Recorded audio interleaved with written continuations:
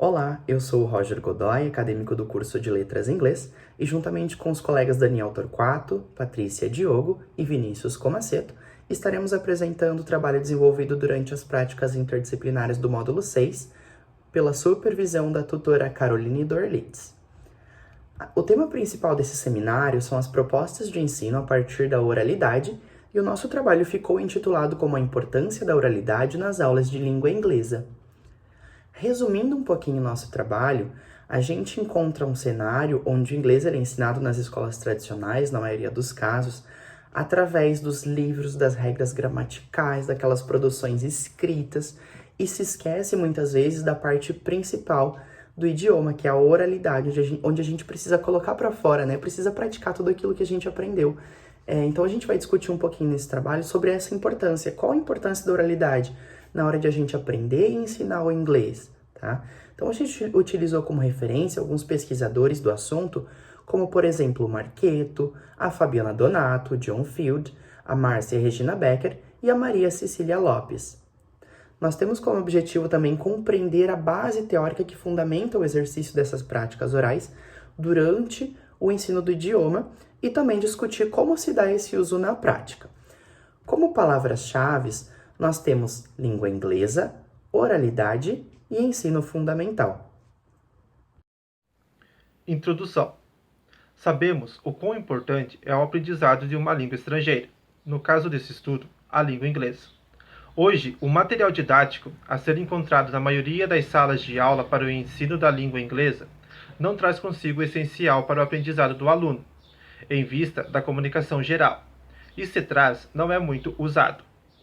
Pois quando se trata do ensino da oralidade do idioma, é algo que muitos professores não colocam em prática, e se colocam, fazem pouco uso dela. Quando se trata do ensino da língua inglesa, as 4 habilidades como escutar, falar, ler e escrever são de extrema importância para o uso da comunicação. Mesmo assim, a maioria das escolas foca nas habilidades de leitura e escrita, principalmente para concluir o conteúdo programático do material didático escolhido pelos docentes. Segundo a BNCC, a oralidade também proporciona o desenvolvimento de uma série de comportamentos e atitudes, como arriscar e fazer compreender, dar voz e vez ao outro, entender e escolher a perspectiva do outro, superar mal-entendidos e lidar com a insegurança. BNCC, página 241. É com base nas habilidades descritas na BNCC que iremos aprofundar os estudos sobre a importância da oralidade no ensino da língua inglesa para o ensino de qualidade. Olá, eu me chamo Patrícia Caetano Diogo, sou integrante deste grupo e vou apresentar a fundamentação teórica do nosso paper. Bom, para fazer a fundamentação teórica deste paper, nós procuramos autores que falassem sobre o tema que escolhemos abordar, e aqui eu vou citar 3 autores, além da Base Nacional Comum Curricular, claro. Bom, como já foi falado na introdução, então, a importância da oralidade, vamos descobrir o que os autores pesquisados nos trazem a respeito desse assunto. A oralidade apresenta-se como uma das ferramentas mais antigas de transmissão de conhecimento da humanidade. Sabe-se que no passado, as histórias, culturas e tradições de um povo eram passadas entre as gerações através de cantos e poemas entoados, fosse em público ou para um grupo seleto, como dentro da família, por exemplo. Mas a gente tem outros exemplos em praça pública ou em grupos de estudo, onde cantos como Beowulf, Ilíada, Odisseia e muitos mitos gregos e contos romanos eram cantados, na verdade, por artistas itinerantes chamados de aedos ou rapsodos. Um dos autores estudados nessa pesquisa, Donato, ele nos diz que no início da civilização, todas as formas de saber e de conhecimento eram transmitidas oralmente, por meio dos relatos e experiências, e a memória humana, essencialmente auditiva, era o único recurso que as pessoas dispunham para o armazenamento e a transmissão do legado às futuras gerações. Tradicionalmente, os mais velhos eram reconhecidos como os mais sábios, detinham conhecimento acumulado de suas vivências e eram responsáveis pela transmissão da bagagem cultural às futuras gerações. Não é incomum ouvirmos na sala de aula, hoje em dia, alunos da disciplina de língua inglesa reclamando que a escola ensina apenas o verbo to be e que não conseguem assistir a filmes legendados, pois a língua inglesa nativa tem sons estranhos e falas muito diferentes do que aprendem nos livros, como gírias, contrações e sotaques. Ou seja, o inglês a qual eles são expostos na sala de aula da escola regular não é o mesmo inglês que eles encontram na hora de consumir algum entretenimento em língua inglesa. Muitas vezes, o conteúdo escolar preza pelo conteúdo escrito, que pode ser avaliado nas provas escritas, deixando de lado ou acessando muito pouco o desenvolvimento das capacidades orais dos alunos. E acaba que é pouco explorado pelo professor, que tem poucos momentos em que ele fala inglês fluentemente com os alunos, para que os alunos possam ouvir e entender, ou tentar entender, né? Serem convidados a fazer essa prática. Outro autor estudado nessa pesquisa, Marqueto, nos mostra que, para ouvirmos e compreendermos adequadamente a língua falada, é necessário que estejamos aptos a entender o que os falantes querem dizer ao utilizar determinadas palavras, nas mais diferentes ocasiões e em situações mais diversas. Tal processo de construção de sentido a partir da fala do falante é mais do que simplesmente entender significados de palavras separadamente e como utilizá-las em frases. Então, esses dois viés do estudo, né? A escola tradicional preza pela tradução das palavras e como utilizá-las em frases, se a estrutura escrita vai estar correta, e falta aos alunos, que é a parte que eles mais gostam, a parte da prática, o momento em que eles podem se expressar nessa língua estrangeira que eles estão aprendendo. A prática da oralidade é pouco abordada no ensino escolar tradicional, principalmente se levarmos em consideração a realidade das escolas públicas brasileiras, onde principalmente a carga horária da língua estrangeira é muito pouca. Entretanto, a Base Nacional Comum Curricular nos mostra que esse objeto de conhecimento é fundamental para as competências de compreensão e produção oral dos alunos, quando estudando língua estrangeira, inglês nesse caso. Como descrito no eixo Oralidade do Ensino Fundamental 2 nos anos finais, o trecho descreve assim: práticas de compreensão e produção oral de língua inglesa em diferentes contextos discursivos, presenciais ou simulados, como repertório de falas diversas, incluída a fala do professor.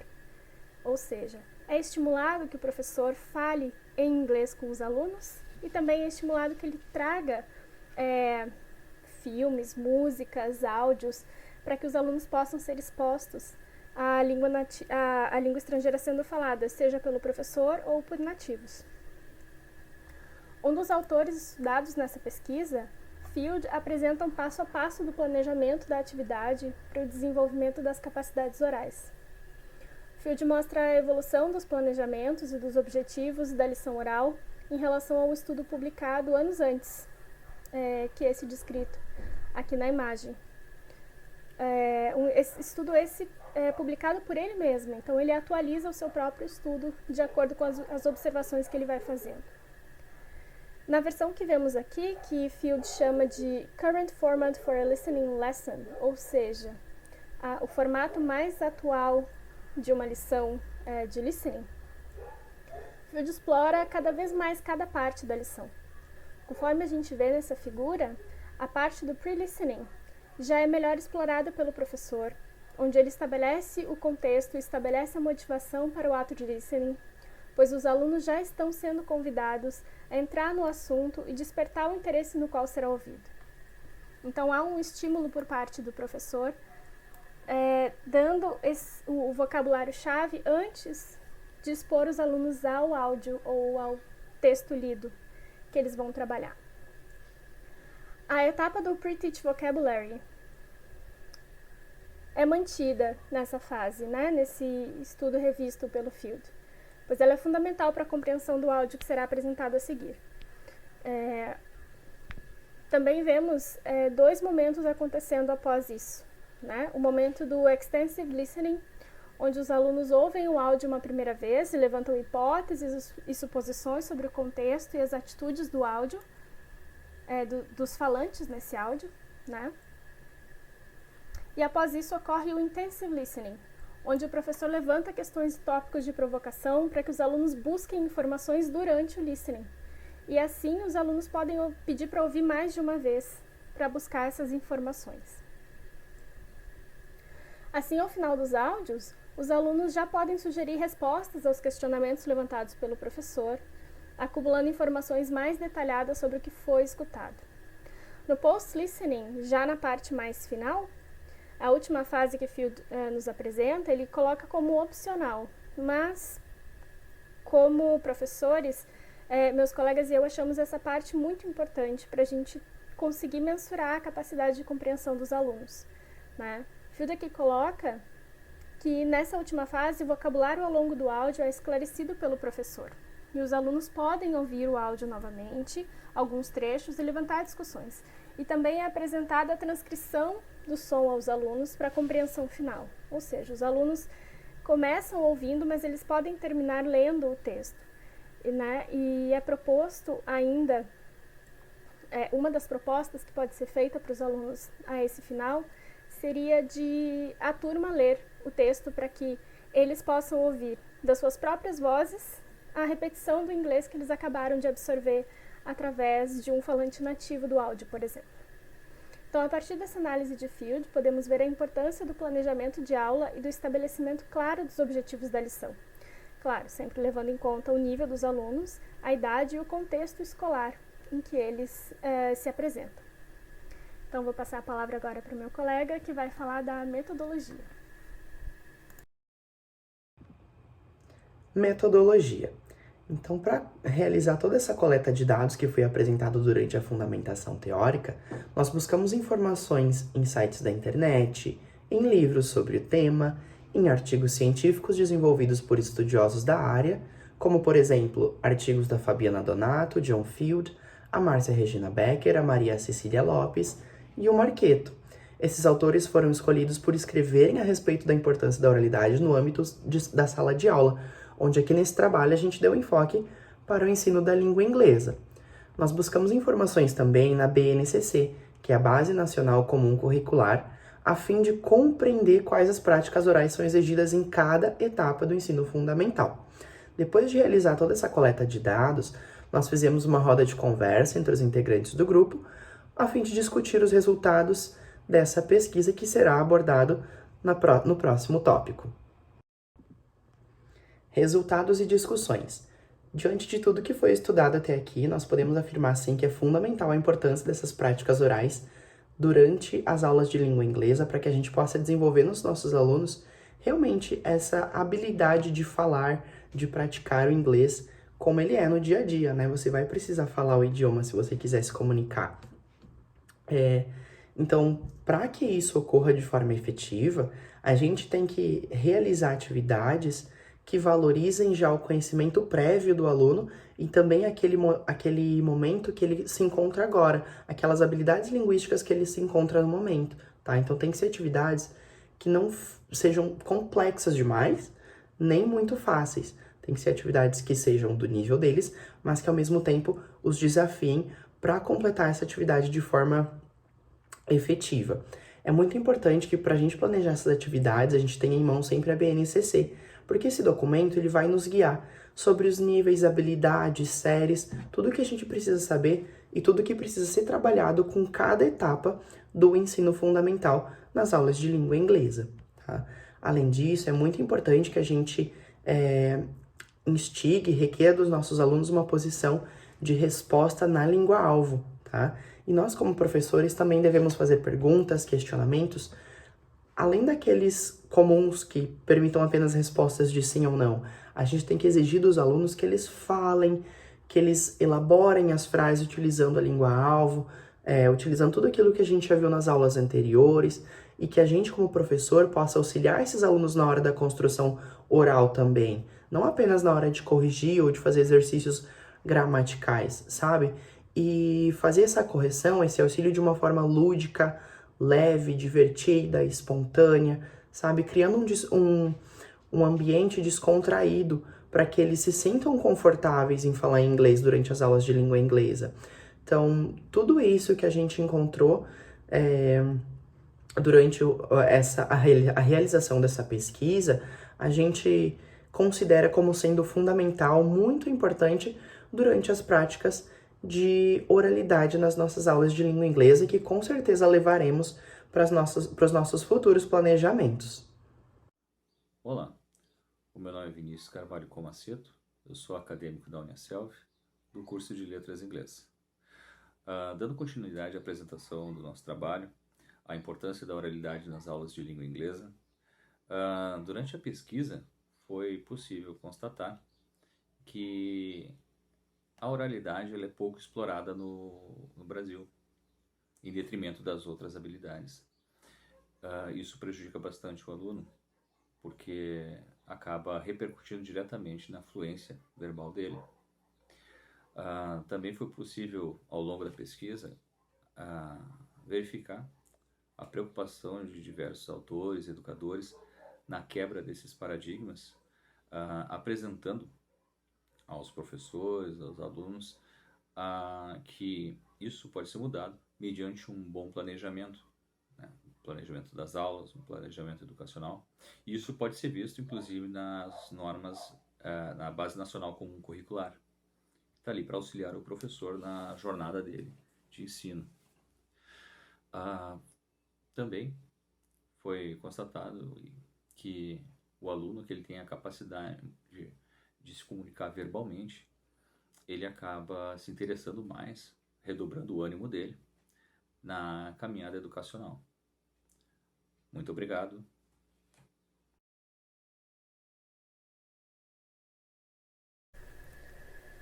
Chegando ao fim desse trabalho, então, falaremos das referências e como elas foram importantes para essa pesquisa, como estudar sobre esse assunto trouxe uma luz para nós, como grupo, como alunos de letras língua inglesa, e como nos ajudou a poder projetar nossos trabalhos em sala de aula no futuro,